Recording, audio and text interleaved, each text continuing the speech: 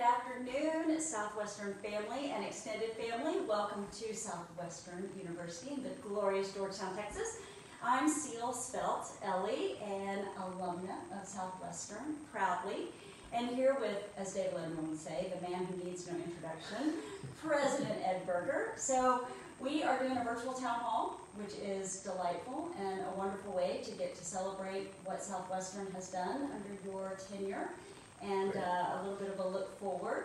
As a virtual town hall, we have the opportunity to take questions as well. So as you're watching, if something pops up, please feel free to shoot it our way, and Ed will do his darndest to answer it. I will answer any and all questions. I might not answer them correctly, but I will answer any and all questions. Even your favorite color. Even my favorite. If someone asks that, I will answer that question. That's great. So I thought we would just start off, if you're comfortable with it, talking just a little bit about the fact that you are making a transition, going into healthcare at St. David's Foundation, which is a really tremendous opportunity. I think you're going to have a big impact there. Before we switch into what you're doing there a little bit, you've always said that Southwestern is your higher education home, and you are certainly leading higher education. What is it about Southwestern that has led you to say, this is it for a presidential run? Well, first of all, Seal, thanks for being here. It's always great to have you back on campus. I noticed when you said that you're an alumna, you didn't actually say when you graduated, but I want to acknowledge that. Someone will have to ask that. 2011. There we go. Okay, very good. Yeah, you know, it's interesting when you think about what it is that we're all about, at Southwestern in particular, but I would hope higher education more generally. It really is about change. We are here to create and foster change.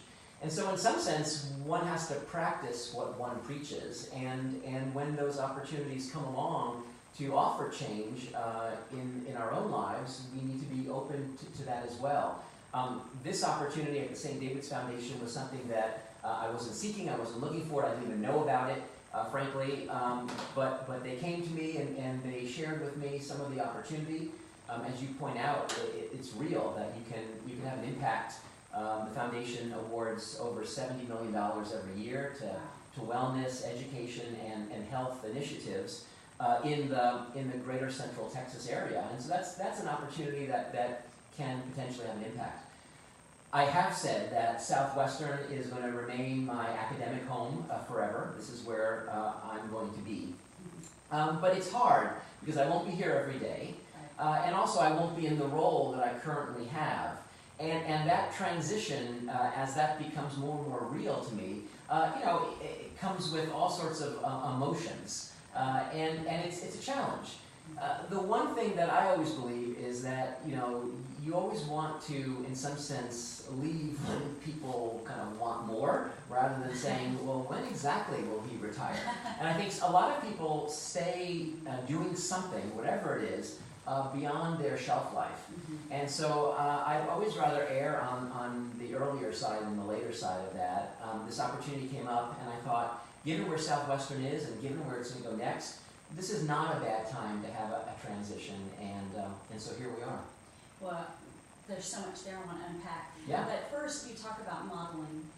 Modeling transition, adaptability, just the ability as a Southwestern, what we do here, which is how do we prepare students for real life. And you are modeling that. Talk a little bit about how you feel like that is what your transition is doing, and at this special time in Southwestern's progress and how we're doing as a university really is a good way to demonstrate to students that change is good and exciting, even when the one you're leaving might feel a little bit, we might all feel sad. Well, that's very nice. Yeah, well, that's very sweet, and you're a minority of one. But the interesting idea is that it is hard to change. And in fact, that's one of the lessons we try to encourage as students are trying to flourish and become better versions of themselves. And part of that journey and part of that puzzle is to figure out what better means for each individual, because better for you is not going to be the same as better for me and better for someone else. So part of it is just to figure that riddle out. It's been interesting to interact with students because they've had all sorts of reactions. Some of them have said, oh, we're going to miss you. I've spoken to some, recent alums who said, we can't imagine Southwestern without you because you were there from the very beginning of our career at Southwestern, and now we're out. And then I've had the students and some alums who said, hey, now can you get me a job at St. David's? I've been interested in this. And so there are opportunities, that avail themselves. But I think it's going to be meaningful. This December, so in a couple weeks, we have a December recognition ceremony, which honors those students who are going to be graduating in December. And I make remarks, and this will be interesting because in some sense this will be my class, right? We're all kind of leaving. I'm leaving in January, but this is the closest group.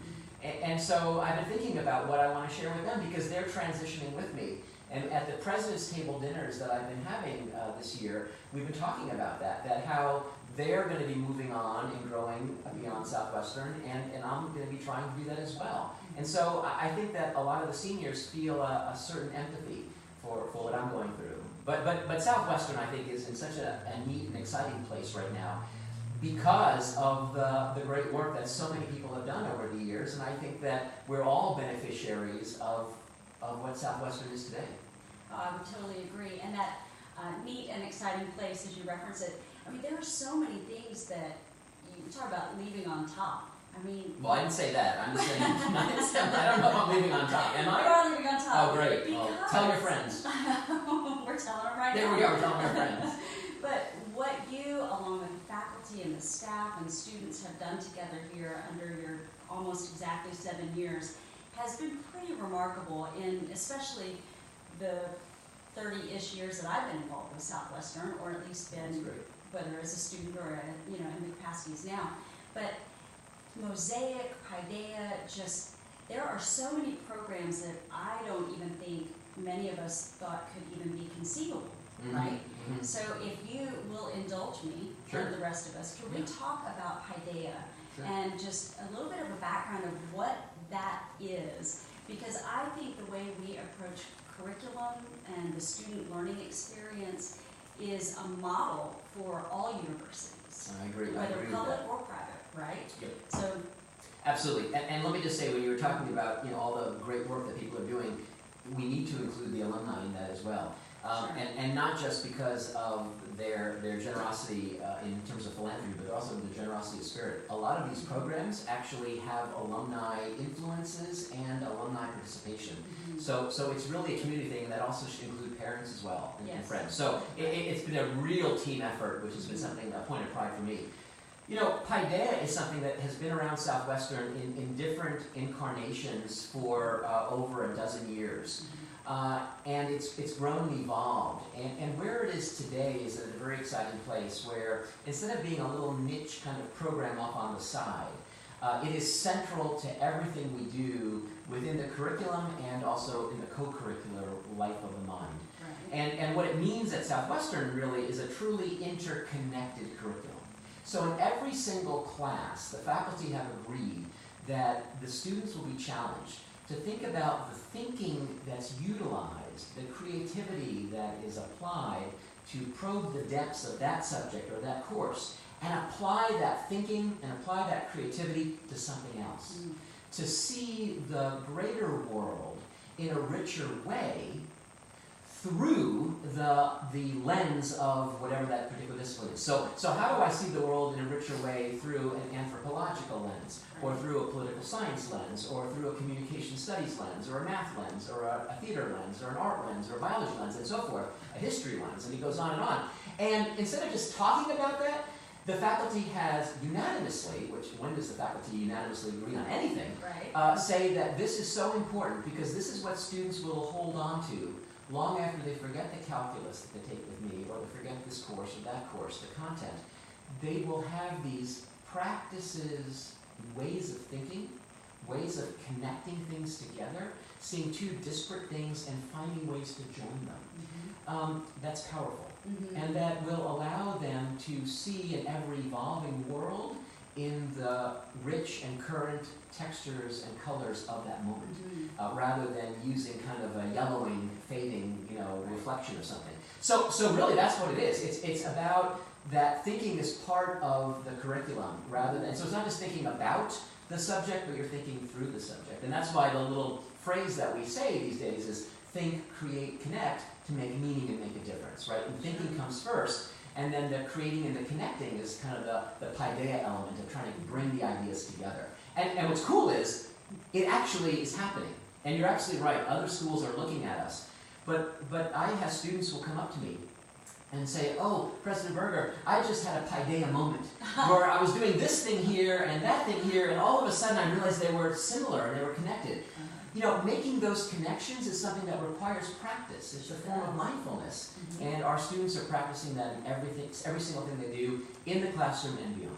So really, it's looking at taking my science background and applying art to it, and seeing how art and science connect, or philosophy and business, or all of those ways of really interconnecting the world. It's right, exactly right. Interconnecting the world. And it's not about the content. So it's not about saying, oh, well, I'm going to use my math to write an equation that's going to allow me to understand this. No, it's like, how do mathematicians think? So they look at simple things very deeply. I've always wondered how mathematicians think. Well, so do I. I've been wondering that for 30-some odd years. But it's really about, let's take a mindset that has allowed me to go deep there and use that same mindset to do something else. And that's what's really cool, and that's what paideia is really all about today. And what's exciting is the faculty really are excited about it, the students are really excited about it, and we see other academic institutions saying, we need to steal this. And we want them to steal that, by the way. We don't want to patent this. Right. You know, this is a very selective institution. It's not elitist, but it's very elite. And so we can only bring in about, 500 or so students each new year. But we want to educate the world and have an impact. And so it's wonderful to have other institutions want to steal our creativity. Right. And it feels as though, from what you're talking about, that paideia is widely accepted here and embraced and not in jeopardy of potentially going away once you leave. Oh, it could, I see. Right. It could adapt or help in some ways, but I guess allay anyone's concerns or fears that this incredible curriculum and the way we approach it is. This is part of Southwestern's DNA, and the students we attract are these really thoughtful and mindful and creative students who want to have this experience. So I don't think that's going to change. In fact, actually, when you're on the alumni council, I don't, not in full. And when I met with that leadership group, about a month or so ago, one of the questions that someone, maybe it was you, it probably was. that's who said, well, what about all these things going on, not just paideia, but a lot of things, and and we're worried they're all going to go away. And so, two thoughts. First of all, I think there's a lot of momentum that's a really, really strong, quality, positive energy that's going to continue to push these initiatives forward. But there's another reality, which is how we started this, which is about change. The truth is we don't want to kind of freeze Southwestern right here in 2019, especially when we're about to turn the clock and hit 2020. We don't want to stay stale and dormant and become moribund, but instead we really want to be evolving. So paideia will change, I hope, if things go well. But how it evolves will be in a meaningful way that will enhance the experience rather than diminish it. But we need to be open to change, all of us. And we need to acknowledge the fact that the things that we start with will lead somewhere, and then evolution kicks in. So this is all an evolutionary process. Absolutely. Yeah. And the other part of Southwestern beyond the academic learning is the relational learning. And how do we grow as people and individuals, and Mosaic really addresses how to handle it. I mean, it's a stressful world for young people today. Absolutely. In terms of just pressure and everything that goes along with the college social media. I mean, we're part of the problem right now. Oh my gosh, no kidding. So what are your thoughts in terms of how Mosaic is being applied? And I guess start with what is Mosaic. Sure. So Mosaic is one of our newest initiatives. It's only about a year and a half old. And it really is, how do we engage the life of the mind outside the classroom? Right. So this is really programs that are being led through student life initiatives and what we now are calling the residential experience. And the idea of Mosaic, and where the word comes from, is it's the creation of yourself, kind of picking little pieces of things that you like, that you've seen from other people or other ideas and other things, and then you kind of build this mosaic that is you. And what it really means in practice is interesting, thought-provoking programming that happens outside the classroom. Nothing is mandatory. It's not like you have to do this thing. It happens in the residence halls, it happens through student organizations, and it happens through this programming through student life. To get individuals together, we are a residential undergraduate institution. So what does residential mean in a virtual world where people are watching us right now live?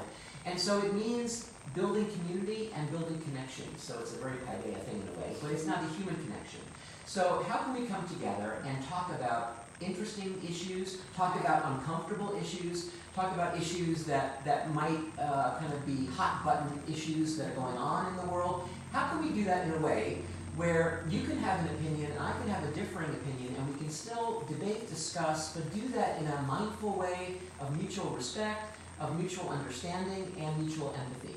And I think that we live in a world that today we could use more of that. I would argue that maybe in my lifetime I've not seen a time where we could need that more. I think it's okay for us to disagree, but it's sad if we have to be disagreeable. And so Mosaic is trying to get different voices to come together and engage in meaningful ways. And from all accounts, last year was an amazing success. In fact, I'm a big fan of effective failure. So I always look toward these failed moments so we can learn. Nothing really went wrong, which kind of bothered me. But Jamie Woody was thrilled. And the team that runs that, Lisa Dela Cruz, who's also a Southwestern alumna, and her team, they're doing a remarkable job, and they're bringing people together. And young people who tend to be so polarized and so compartmentalized through technology are now building communities and coalitions of not all the same voice even, and that's just very meaningful. Oh, and so important, both on a campus experience and when you get out into the working world. That's right. And just life in general. Exactly. It's just critical. Yeah. We do want to remind everybody that if you have questions or comments, you can hit the comment section in this Facebook Live presentation.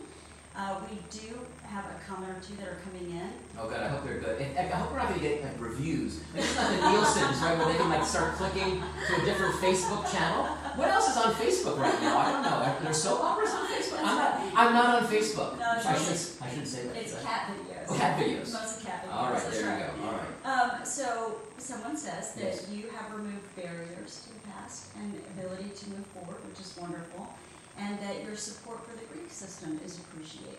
So talk a little bit about what that has looked like for you with the Greek system. Well, I mean, I don't know what the viewers means by barriers, but I mean, what you try to do is you want to build a community where different voices, different people who have different interests and different passions are able to come together, and as long as we're not hurting each other, to be able to coexist.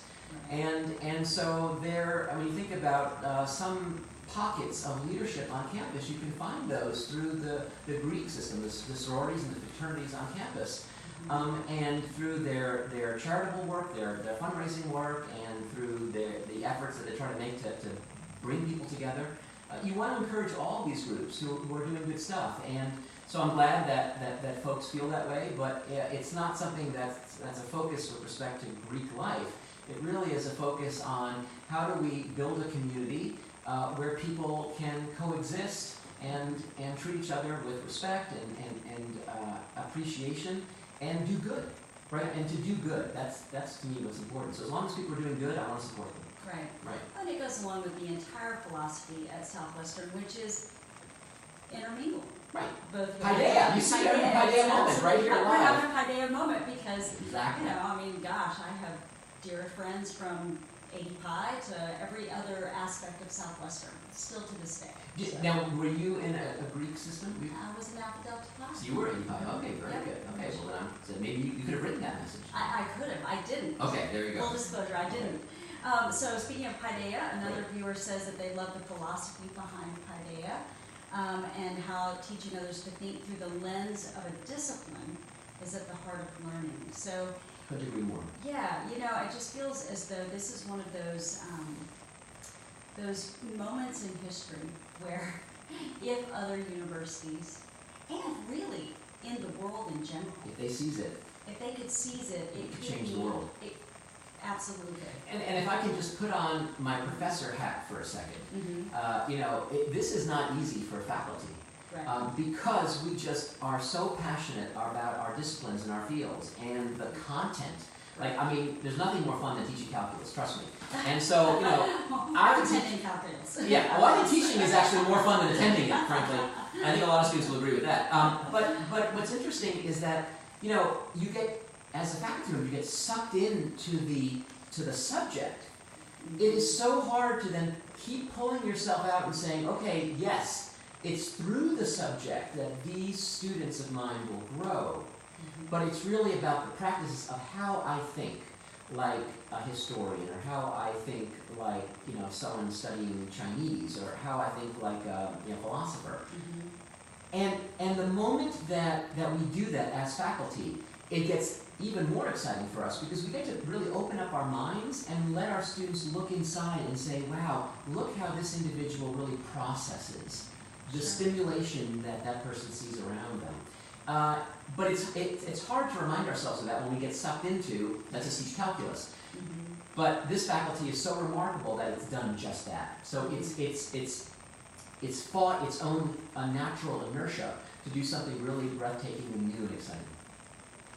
Yeah, and the faculty is so critical. Absolutely. And the fact that they're willing to take the time to spend one-on-one with students and to be perceptive about how a student is doing and learning and creating. It's not just walking in. This is something that Southwestern has always been so. I'm going to say that's a tradition that basically goes back, I think, probably close to 1840. I would think so. Which is this real commitment. The faculty here are not just scholars, but these are committed individuals who not only see themselves as teachers, but truly as mentors and as friends. And so they take that's so meaningful for them. That's why they're drawn to have a vocation here at Southwestern, to have their careers flourish here. They want to connect with the students, and they do things with the students, and they'll reach out to students who maybe are struggling and offer support. And one of the new initiatives that we've launched that I hope will continue to move forward, and know it will, is how we advise, how we mentor, and how we encourage students to flourish. And I think that is, in some sense, the next frontier that I'd like to see Southwestern to kind of have some breakthrough creative leadership elements that will inspire others as well, which is, how does one take a young person who, and if you remember when I was young and when you were young a couple years ago, we knew everything, and if we're suffering from anxiety or depression, it seems almost hopeless, right? It seems like there's no way out. Right. How do we effectively take an individual and allow them to flourish? Take someone who maybe is struggling and try to illuminate a light far, far away that say, well, just there's the promise, there's the hope of a future. So let's see if we can move through this time, not to dismiss it. Right. But to acknowledge it and to hold it, and then to say, now how can we move beyond that? How can we overcome this together? And then to the other students, probably like how you were, who are just kind of like wildly successful, and then how can we make sure that we're amplifying and challenging you and making sure that you're flourishing at that level as well. And the faculty just love doing that, and they do it by their nature. That's why they're drawn here, that's why they've been promoted, and that's why, over the past few years, we brought in about a dozen new endowed and named professorships and chairs. That's ridiculous. Huge and so important. But it shows that the community, the broader community, parents, alumni, friends, really see the power of the faculty and want to support them. And it's been a delight for me to be able to give voice to that important feature of what we do here, the intellectual life of the mind. And to have that kind of support is great. So it's great to recognize the faculty that way. Yeah, it really is. Thanks for sharing all of the great things that they are doing and continue to do. My alumni council hat popped up, and then I see that we have a question that actually connects right to it. Sure. How can we, as alumni, continue to support the university, especially during a transition, and support a new president as he or she comes in? So two things I would say here. First of all, momentum. So just let's keep all of the amazing energy that we have established. Let's keep that going. So, obviously, and thank you for this question, which we did not plan. We haven't planned any of these questions. In fact, but it's a shameless plug. We are in December. This is the last month of the calendar year. It is a great time to think about philanthropy and to support your alma mater, your students at school, a school that you're just close to for whatever reason. That kind of financial support is really extremely valuable. To continue to stay as a volunteer, to remain, to engage with students, and there's so many ways to do that. In February, we're going to have a big event where we're going to have alumni connecting with the current sophomores. There are more and more opportunities for alumni to share their wealth of knowledge, their experience, their expertise. There's Pirate Connect, where you can, it's like LinkedIn, but just for the Southwestern community, where you can actually put forth your name and your interests, and if you're connected with Southwestern, what you were connected with here, and current students can then look for you and look for those parallel interests and then reach out to you. So there's lots and lots of ways. I will say that all of those ways, including the philanthropy, will be a very powerful signal to the next president. When she or he comes here to see that kind of support for an institution that they love. And so that's a great way to support the institution and to show that pride and support to the next leader. And then the second thing I would say is that let's support that next person coming in. And that person is going to have their own ideas, and they're going to see opportunities at Southwestern, and they're going to see things that we haven't amplified, that we can amplify, that will make us better. I've had people say a lot of nice things about me, and some people, mad or sad that I'm leaving or whatever, which is, very, very kind. But the reality is, this is not about me. It's not about any one person, in fact. It's about the evolution of an institution. An institution that began in 1840 and will persist for hundreds of years into the future. And my role, and your role, and everyone who's watching role, is just to basically be caretakers and to try to kind of move the needle and keep things going forward. That's all we're here for. We can't read anything more into this. And so it's not an end of an era, it's not the end of anything, in fact. It really is the beginning of the next chapter in Southwestern's history. And if I have been able to inspire people around me to create an institution that is even better than the institution when I arrived, then we have all made progress and we've all done our job, and we should take a bow and then allow the next person to do exactly the same thing, and then the next person, next person, next person. Yes, because it is all about the success of the university, and you're exactly right. It is all of us as a whole, which is what makes Southwestern, again, so special, in my opinion, because we all do come together as a whole, and I love that about this campus and what you've done with it. And I know our time is running out. That's awful. How I know. We feel like we just barely. There's a cat video that's clamoring to get on. Calling our names. Exactly. But you often like to challenge us to ponder and pontificate all things. Sure. So do you want to leave us with any questions or challenges as we all go forth and continue to support and love this university to our best ability? Well, sure. I can always offer questions and pontificate, as everyone knows. But I'll just think kind of where I am in the space that I am, to invite other people to join me in that space and to think about themselves individually, and to think to themselves, how am I growing, changing, challenging myself, evolving? Am I taking wise risks, thoughtful risks, creative risks, to allow myself to flourish? The greatest tribute to Southwestern University is to truly be lifelong learners and to constantly be growing, both professionally, personally, and intellectually. And through that individual growth, Southwestern grows automatically. So my challenge would be, how are we all thinking about how we're challenging our individual selves? And I think that's a serious question that we should all be thinking about from time to time, and it's on my mind right now. I bet. Well, I can't tell you how much we appreciate everything you have done for Southwestern and how you have re-engaged so many people, myself included. It was under your leadership that I recognized just the real value that Southwestern continues to be in terms of education and the experience, and it has just been a delight to serve with you in various capacities. So I just want you to know that on behalf of all of us, we are extraordinarily grateful, and we wish you nothing but the best as you move forward. And I know you're just right down the road in Austin, which is fabulous, so hopefully we can all continue to stay in touch and keep challenged in many ways along with you on this next phase of your journey as well. And if you all have any additional questions or just want to keep up with how Southwestern's moving or the search for the next president of this great institution, you can just continue to check in here on our Facebook page, the alumni page as well, and Southwestern's website, of course. So thanks you all for joining us, and we look forward to seeing what the next chapter holds for all of us. Thanks so much. Awesome. Thank you. That was great.